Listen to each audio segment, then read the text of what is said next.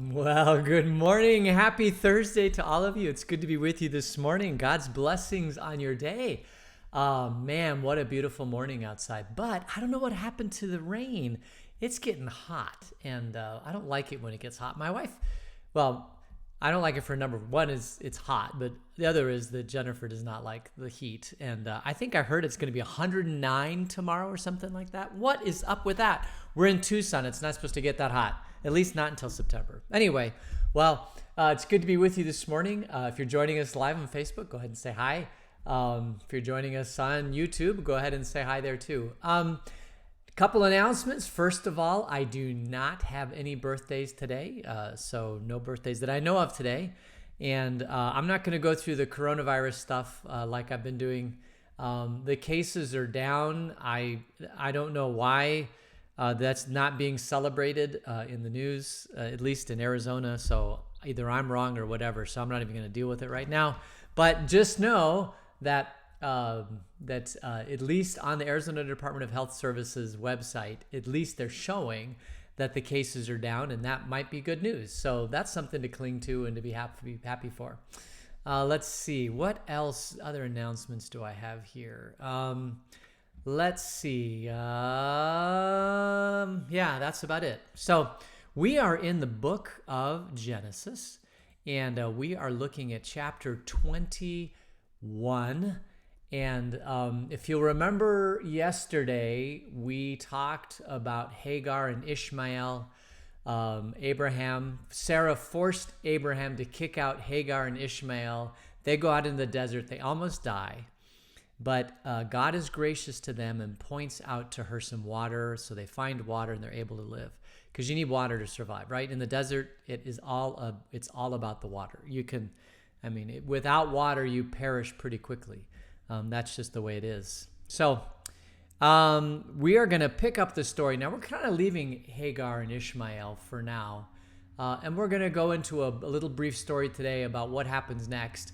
It's this story about Abimelech, who we met before. So we're going to go ahead and read starting in Genesis chapter 21 and verse 22. Let's take a look.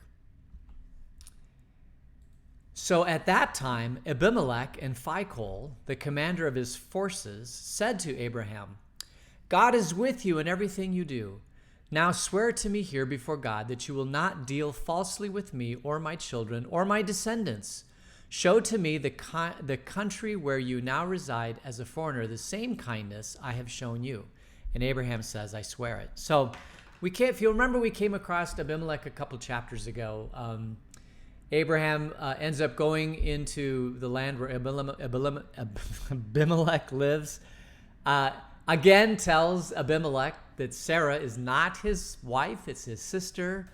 Abimelech, is going to take Sarah. And then God comes to Abimelech in a dream, if you'll remember, and says, "Abimelech, what are you doing? That's Abraham's wife. It's not his sister." And Abimelech is freaked out. Now, for me, I'd have hunted down Abraham and I'd have punched him in the face.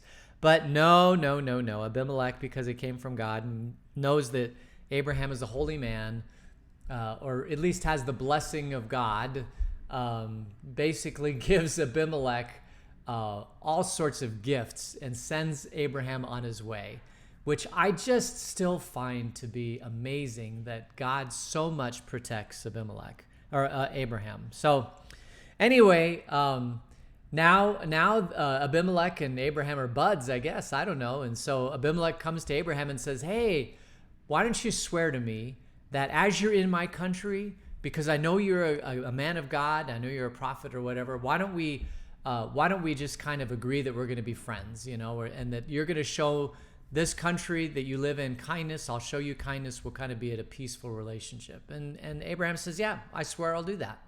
And then Abraham turns around and it says, "But wait a minute, I got a little issue." Let's see what that issue is. Beginning of verse 25, "Then Abraham complained to Abimelech about a well of water that Abimelech's servants had seized. But Abimelech said, 'I don't know who has done this. You did not tell me, when we had this treaty or whatever, when we started you didn't tell me. I just heard about it only today.' So Abraham brought sheep and cattle and gave them to Abimelech, And the two men made a treaty, and Abraham set apart 7 ewe lambs from the flock. And Abimelech asked Abraham, "What is the meaning of these 7 ewe lambs that you have set apart by themselves?" And so Abraham replied, "Well, accept these 7 lambs from my hand as a witness that I dug this well." So the place was called Beersheba because the 2 men swore an oath there. So this is Beersheba, to swear an oath here at this land. It's an oath between Abimelech and Abraham about a well. Now, we don't really, I guess we know wells pretty much. All of our water comes out of the faucet in the kitchen or in the bathroom. But if you wanted to live in that land and you did not live by a river or a place where there was water constantly, the only way that you could live would be if there was a well. And so the way these wells came about was somebody would spend an incredible amount of energy, by hand. They didn't have pickaxes. I mean, they didn't have shovels. They had whatever they could find, sticks or large pieces of sticks or, whatever. I mean, can you imagine digging a well in your backyard and the only thing you had to dig the well is what you find sitting there on the ground? So you might find a sharp rock. You might find a stick, you might find a sharp rock and a stick, and you might join them together somehow with some camel hair. I mean, just imagine trying to dig a well. Actually, I know that on TV, I've never seen one of these, but there's TV shows of people that go out into the wilderness and they try to make a living, and they show how difficult it is or how easy it is. I don't know. If any of you have ever seen any one of those shows, let me know. I've never seen one, but I'm sure there's probably one out there of how difficult it is to just dig a well with the materials that you find on the ground. Can't be easy. So obviously Abraham and his tribe must spend a lot of time digging a well, and it's his well. So you dig the well and then you line it with stones, to try to keep the erosion down and that sort of thing. You might put some mud down or something to try to keep the stones there. But once you've dug it, it is the source of life. And you don't want anybody else messing with your well. And so Abraham says this is his well. He dug it. And so he makes this treaty with Abimelech that says, listen, this is my well. And I notice, what does it say? That one of your servants has seized my well. And so Abimelech says, no, I didn't know about it and all that. So for some reason, Abraham even gives livestock back to Abimelech. And it's kind of like, listen, there may be some ambiguity as to who dug this well, but I'm going to give you all these gifts, and then this is my well. And you will tell everybody it's my well. I will tell everybody it's my well, and this is my well. And Abimelech agrees to it. It's interesting. This well still exists in Beersheba. Back in the 1800s, they had archaeologists trying to go to Israel and find all these different archaeological sites in the Bible. And they actually did find what they believed to be Abraham's well. I think I can, here's, this is from Wikipedia, so it's true, Abraham's well. This is what one guy said. Edward Robinson's description of the site of Abraham's well. These wells are some distance apart. They're circular and stoned up with masonry. So there's actually 2 Abraham's wells, but they're pretty close to each other. The larger one is 12 and a half feet in diameter and 44 and a half feet, 20. Okay. The larger well is 12 and a half feet in diameter. Think of how much in diameter that is. And 44 and a half feet deep to the surface of the water, 16 feet of which at the bottom is excavated in the solid rock. The other well lies 55 rods west-southwest and is 5 feet in diameter and 42 feet deep. You ever heard of a rod? Oh my goodness. A rod is a unit of measurement that, believe it or not, is the unit of measurement that all the Western United States is based on. When they built the United States, they did the Gadsden Purchase. They purchased all this property, and then that was surveyed. And back then, when they surveyed in a thing called a chain. And so you can go back to old survey notes, and you'll find a chain. A chain is 66 feet long. And so if you have 10 square chains of land, that's an acre, right? Oh, let me just get my calculator out. I'm pretty sure about this. So you got 66 feet, right, times 660 is 43,560. So that's an acre. So 10 square chains is an acre. And a rod is a fourth of a chain. So there's four rods in a chain. So 66, 33, 16 and a half feet is a rod. Okay, all right. Sorry about that. You don't see rods anymore. You don't, even, when I was a surveyor, 20 years ago, every once in a while you come across survey notes that had rods and chains as distance measurement. You had to do the calculation. Anyway, so that's a very big aside. Squirrel, sorry about that. All right, so the other well lies 55 rods. So 55 times 16 and a half feet. Let's just see. Okay, that's 1,000 feet basically. The other well is 1,000 feet away, and it's 5 feet in diameter and it's 42 feet deep. And the water is both pure. Yeah, we'll go back.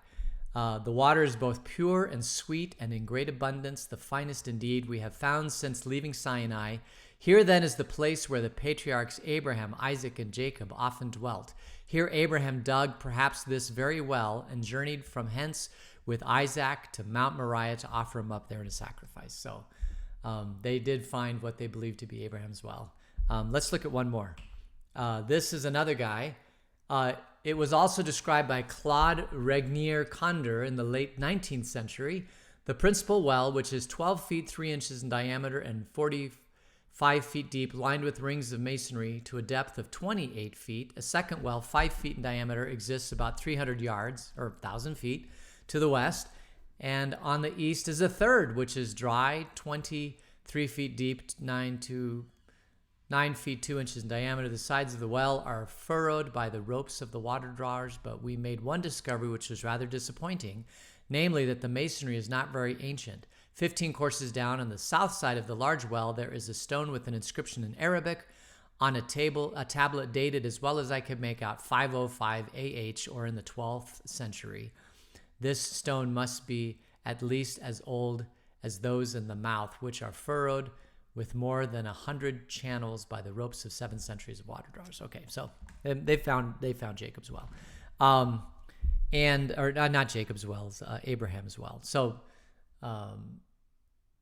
I just thought you'd find that interesting. I don't know if it's, if that's interesting to you. I find it interesting because wells are our water here in Vail. When we moved here back in 2007. All of the water in Vail came from wells. Did you know that? If you go various places, there's construction right now going on the west side of Colosso Cave Road, south of Hacienda del Lago. This is a 160 home subdivision that they're going to put in there. And in the very corner there, right up to Pantano Wash, is like one of the major well sites for Vail Water Company. And when we moved here, they have pumps that continuously pull water out of those wells, and then they go into the big, huge tanks that are by our site. And everything when we got here, all the water in Vail was from well water. And if you talk to the Vail Water Company, Manny, who's the manager, talked about how when they chlorinate the water, they use just very little amount of chlorine because the water is so good and pure. They only needed a little bit. And so I remember when we first moved here, how sweet tasting the water was. Oh my goodness, it was like the best water. And but then an interesting thing happened in the 70s, in that they decided in southern Arizona that there wasn't enough water to live. There wasn't enough water for future growth. So they were going to build a dam on the Salt River. That dam was never built. There's no place to really build a dam here in southern Arizona. And so what they decided to do is to bring water from the Colorado River into Phoenix and then down to Tucson. And that's the major, what is that major canal? The Central Arizona Project Canal that comes down here. But when the water gets down here, so much water has evaporated that the salts and the magnesium and all that in the water, the concentration increases as it gets evaporated, and so you can't drink it. So all the water came down to Tucson. You couldn't drink the water, and so what they do instead is they put the water in these big, huge basins, and it percolates into the aquifer. There's a huge aquifer under Tucson, and then the Tucson Water Company pumps the water out of the aquifer. And there's an actual share of that water comes from the Colorado River that comes into Vail. We get a share of water out of the Colorado River, but we can't afford to get it here. So basically, it comes down into those basins, it trickles down into the water, and then we pay. Or Vail Water Company pays money to City of Tucson to pump that water out. And then about 5 years ago, we connected to the Tucson Water Company. And once we did, the water didn't taste as well because Tucson water is heavily chlorinated. And so it's very much, it's not as sweet tasting as it was. So if you really want sweet tasting water, there are still people here in the Vail area they're on well water. And so if you find one of them, you could go to their house and pump water out and get some of that beautiful, fantastic tasting water. That's a huge aside. Sorry about that. But just so you know, I mean, you can't live in the desert unless you have water, and it comes from a well. Same thing happened with Abraham. That you claim the well, and then that becomes the source of life. And there's no pumps. You have to put something down in there, like a skin, an animal skin that you've put together, or a bucket. I don't know if they had buckets back then, but you reach down and you pull it out, and then you pull the water out. And to survive, you have to have 1 or 2 gallons a day that you have to go to the well and pull all that water out to drink it. And it's just, it must have been a hard life. I've never ever had to pull water out of a well, but I even know that even in the world today, there are many places that the only way they can survive is by well water, and the only way they get the water out of the well is by manual labor. Or maybe they've got an ox that they've tied a rope to, and it goes down, and they've got a bucket, and they pull the water out, with ox going forward or something like that. I mean, you don't need much to survive, but you do need water, and so it is part of the culture that Abraham he had to have water to survive. So that is the story about wells. And how important wells are. Let's see, is there anything else on that well that we want to talk about? No, they swore an oath. Wells do point out one other thing. Wells point out that resources are short. So even here in the Vail area, when Vail Water Company was pulling water out of the ground to give us all water, that would slowly lower the water table in Vail. And if you were on well water and you were here before Vail Water Company, and there are a lot of people here in Vail for 100 years before the Vail Water Company even started. So you dig a well, let's say you dig a well of 200 feet and there's plenty of water, and all of a sudden Vail Water Company comes in and starts depleting the water table. Now you don't have water anymore, so you got to get somebody out there and dig the well deeper and all that, and what a pain. And so we really all need to play well together to make sure that we, manage these resources effectively. You cannot be isolated. You have to play nice with your neighbors. And so when the Vail Water Company went to City of Tucson to get our Colorado CAP share, then the water table is starting to slowly creep up back to the historic levels where they've always been. Because there is a historic level of water. It might go up and down a little bit, but based upon rain in the aquifer, it probably stays within 10 or 20 feet, of historical levels. But when you pull in a town of 15,000 people trying to drink water out of that same aquifer, now all of a sudden the water table is, substantially depleted. And that's not fair. I mean, it's not fair. So the Vail Water Company did the right thing. They got their share, and they're letting that water table replenish, and that's a good thing. And all the conflicts of the earth, I say this all the time, all the conflicts of the earth are basically because of limited resources, limited water, limited land. Those are probably the two big ones, right? If we saw that earlier, that the grazing land, that Abraham had with his nephew Lot was being overgrazed, and there wasn't enough land, so they had to split because there wasn't enough grazing land. It's all the conflicts of the world come down to land or water, or resources. And the thing is that God's made plenty of it. I mean, there's plenty of water, there's plenty of land, there's plenty of resources. We just have to be clever enough how to figure out how to use them. For example, I'll tell you one.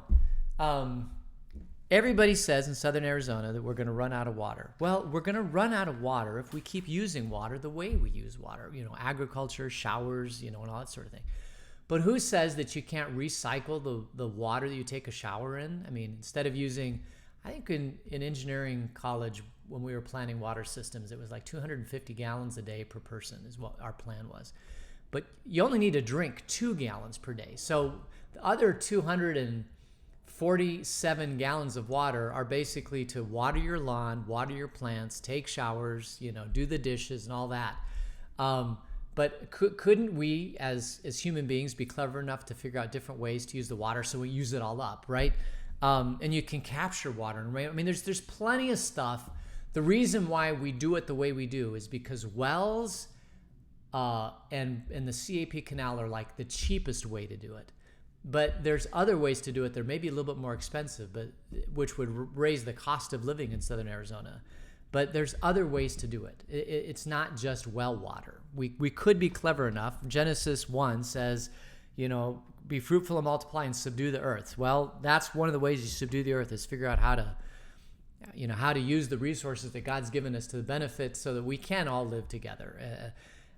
The doom and gloom people are always, we're going to run out of everything. We're going to run out of, but human beings are incredibly perceptive and creative people, and we can figure out ways to do these things. And I'm sorry, I might be stepping on toes because people, but you have to remember I'm an engineer. My training is as a civil engineer, and these are the things we talk about in engineering school: is how to make societies live together with enough resources. And if you're going to run out of resources, how are you going to come up with the resources that a city can continue to survive? And that's where the CAP canal came from. That's where dams came from. And then if you created a technology where you took a shower and all the water was purified, and then you took a shower the next day with the same water, when is that technology going to happen? And it will happen at some point, right? I mean, if all these places that don't have water continue to grow, then that's the only choice you have. But then on the flip side, with this whole coronavirus, we're learning that people don't have to live in big cities, and so they like living out in the country and just telecommuting. So now you're going to have large generations of digital natives that aren't going to live in cities. They're going to go out and live on 5 acres somewhere and grow their own food and have their own well water, and they're only going to go into the city if they need to catch transportation to go somewhere else. But other than that, they're just going to live isolated with their solar systems and their wells and their produce. And the internet's going to come to you off of the 30,000 satellites that Elon Musk is putting in the atmosphere. And you can live a wonderful life with all your friends with the beauty of nature out in the middle of nowhere. So the digital natives, and in case you don't know who the digital natives are, those are the people who grew up when they're 4 or 5, the internet existed, right? So the internet came around in 90. So if you were born in 86 or later, let's say 1990 or later, you're a digital native, and you've never known a time where you couldn't get information at your fingertips. I guess maybe up to 2000, maybe born in 2000. I don't know, but that generation is the digital natives. Well, they're going to have it so their life is just going to be so fantastic. It's almost. But I've had a fantastic life because when I was growing up, we used to play ball in the street and under the streetlight at night. So that was kind of fantastic. Every generation has its own wonderful thing that they can point to and say, that was just so wonderful. So the digital natives are going to say, do you remember that time when we actually had to use a computer? Before we had this thing that we talked into that gave us all the answers of the world, like on Star Trek. Anyway, so I don't know. I'm sorry. I just go off on these things. But there's plenty of resources to go around. God made plenty of resources to go around for us to continue to be fruitful and multiply. We shouldn't argue over them. We should figure out how to use them wisely, and we should share as much as possible. All right, let's go back. So we're just going to read this last one. So the place was called Beersheba because the two men swore an oath there. And then verse 32, after the treaty had been made at Beersheba, Abimelech and Phicol, the commander of his forces, returned to the land of the Philistines. Abraham planted a tamarisk tree in Beersheba, and there he called on the name of the Lord, the eternal God. And Abraham stayed in the land of the Philistines for a long time. So now we have another name of God. Remember, we had El Shaddai and El Elyon and Elohim and El. Now we have the name of the Lord, eternal God. And the Lord here is Yahweh, Adonai. Eternal God is Olam. Adonai El Olam. That's who he is. And Abraham stayed in the land of the Philistines with Adonai El Olam for a long time. So that kind of ends where we are. The next story that we're going to talk about is probably the most controversial and difficult story of the whole entire Old Testament. And more books and more philosophy has been written about this next story, I think, than anything else in the history of mankind. It is difficult, but it tells us something about God that we need to know. And so I'm not going to start into that story right now because it really is going to require a long time to process. So I will start it tomorrow. Today's Thursday. We'll start it tomorrow. It's the story of Abraham and Isaac. And we will probably spend a couple days on it. You just don't want to miss this discussion. It is, I would say, of all of the Old Testament, in the area of philosophy, in the area of God, in the area of theology, this is probably the most interesting and important story of the Old Testament. I mean, there's lots of them, but this one's way up there. So you can't understand Jesus. You can't understand man. There's pretty much everything about humankind relates to this story. And so if by chance you don't get a chance to watch tomorrow and you pick it up on Monday or Tuesday, you have to watch at least the next 3. Oh, and we're on episode 50 today. So congratulations. We made it to episode 50. We did how many episodes with Matthew, and now we're at episode 50. So we've been at this a long time in this coronavirus. But so starting at episode 51, you got to watch episodes 51, 52, and 53. If you watch anything from this Genesis Bible study, you have to watch those 3. It's that important. So I'll leave you with that. Thank you so much for joining me today. We're going to close in a prayer. Gracious God, thanks for the blessings of this day. Thank you for the water that you provide. And the water of life that you provide through Jesus. Be with us until we meet again. In his name we pray. Amen. All right, so that leaves us today. I hope you have a great day. We'll gather again together tomorrow for the next chapter of Genesis and talk about that. And until then, talk to you later. Bye.